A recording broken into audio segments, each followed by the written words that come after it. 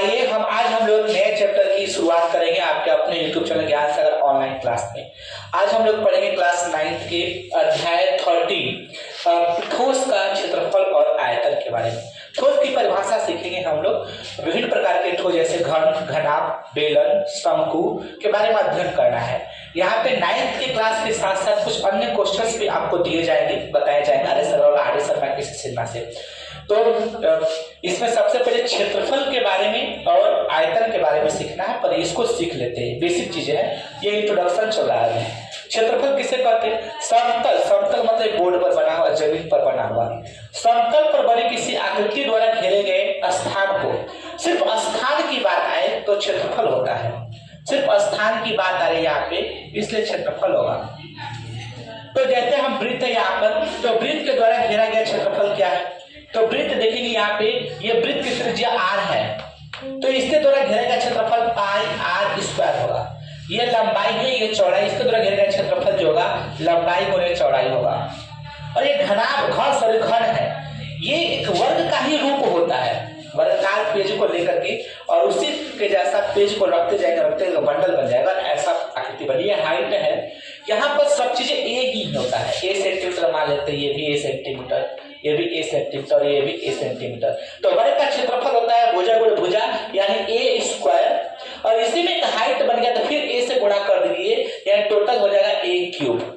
यानी यहाँ पर ये आयतन की बात हो रही है। तो आयतन हमें नहीं सीखना, अभी हमें क्षेत्रफल सीखना है केवल। तो इसका क्षेत्रफल क्या होता है? तो इसका क्षेत्रफल होता है 6 को फलक होता है तो 6a स्क्वायर। तो क्षेत्रफल समझ गए कि स्थान को क्षेत्रफल कहते हैं। लेकिन वही चीज आएगी, इसमें कितना पानी भर सकता है, कितना हवा आ जा सकता है, कितनी मात्रा में, तो आयतन की बात होगी। यानी त्रिविमीय आकृति में, खास करके आयतन त्रिविमीय आकृति में होता है, 2D में आयतन नहीं होते हैं। त्रिविमीय मतलब ऐसी आकृति जिसमें 3 अक्ष हो, x अक्ष, y अक्ष, z अक्ष, और 3 तल हो, x y z, 3 तल हो। आगे देखेंगे। Hello hello hello hello hello. तो यहां देखेंगे हम लोग, तो आयतन की त्रिविमीय ठोस वस्तु द्वारा, यानी ठोस वस्तु घन है, बेलन है यहाँ पे, स्थान की मात्रा सबसे इंपॉर्टेंट है। स्थान की मात्रा को आयतन कहा जाता है। यानी यहाँ पे मात्रा जहां जुड़ जाएगा, कितना मात्रा एक्सेप्ट कर, पानी भरा हुआ, हवा भरा हुआ, वहां पे आपको आयतन, प्रायः आयतन जो होता है वो क्षेत्रफल में हाइट से गुणा करके निकालते हैं। अब कहते हैं आकृति जैसे वृत्त का क्षेत्रफल पाई r स्क्वायर होता है, ऐसे ही वृत्ताकार चपटी ले लीजिए, पेज लीजिए, उसको ऐसे सिक्का की हाइट है, मान लो 90 मानते हैं, उस सिक्का पर सिक्का एक ही सेम जैसा सिक्का है, जैसे 5 का सिक्का रखते जा रहे, एक का सिक्का रखते, एक नया चीज बनेगा हाइट। इससे इसका आयतन वो बेलन बन जाएगा। और बेलन का आयतन क्या होता है? वृत्त का क्षेत्र, वृत्त से ही बना है, तो वृत्त का क्षेत्रफल और उसमें हाइट से गुणा करें, पाई r स्क्वायर क्षेत्रफल होता है, x से गुणा कर पाई r स्क्वायर h। आइए नेक्स्ट चीज, आगे तो बढ़ते हैं हम लोग।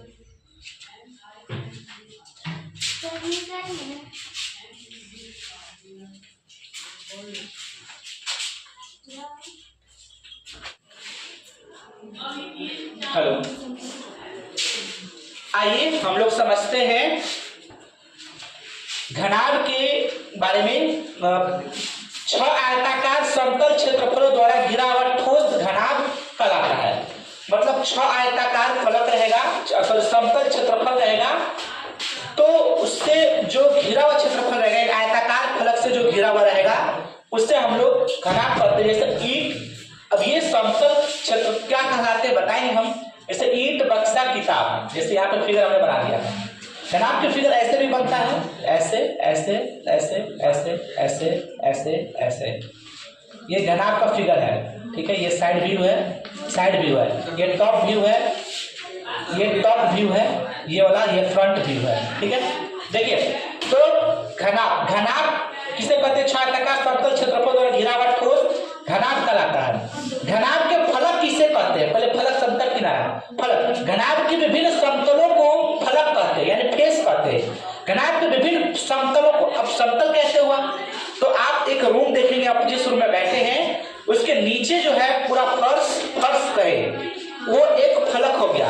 इसके ऊपर छत वाला फर्श जो है वो 2 फलक हो गया। बगल में दीवार 3, इस साइड 4, आगे ये 5 और पीछे 6, यानी 6 फलक होते हैं। तो घनाभ में 6 फलक होते हैं।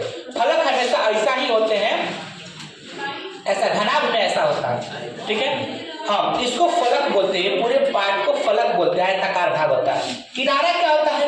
घनाभ की 2 फलकें फेस, फलक मतलब फेसेस, एक रेखाखंड में मिलती है, उसे कोण किनारा कहते हैं। सिंपल सी भाषा में, जब 2 फलक ऐसे मिल रहे हैं, ये एक फलक और ये एक फलक दीवार, ये मिल रहा है, इसको किनारा कहेंगे। ये वाला जो पार्ट कोण पे मिल रहा है, किनारा मतलब कोण ऐसे जो मिल रहा है।